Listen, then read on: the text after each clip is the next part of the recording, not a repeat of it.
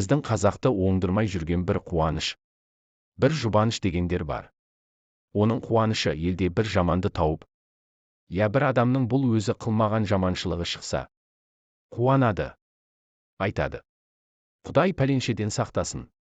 О да адаммын деп жүр ғой.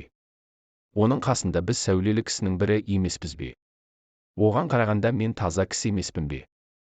Деп. Оған Құдай тағала айтып па, пәленшеден тәуір болсаң болады деп. Я білгендер айтып па?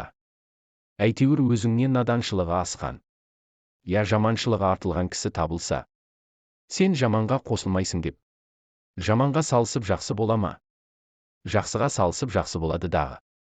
100 ат бәйгеге қосылса, мен бәйге алдым деген сөз болса, алдыңда неше ат бар деп сұрар, артыңда неше ат бар еді деп сұрағанның несі сөз?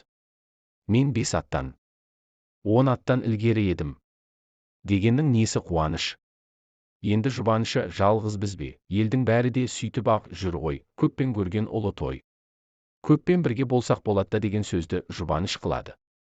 Оған Құдай тағала айтып па, көптен қалмасаң болады деп. Көпке қаһарым жүрмейді деп. Көпке тұзағым жетпейді деп пе? Ғылым көпке келіп пе? Біреуден тарап па? Хикмет көптен тарай ма? Бірден тарай ма? Көпке қорлық жүрмей ме? Бір үйдің іші түгел ауырса, жеңіл тие ме? Жер білмеген көп адам адасып жүрсе, бір жер білетұғын кісінің керегі жоқ па екен? Көп кісі жолаушының бәрінің аты арығаны жақсы ма?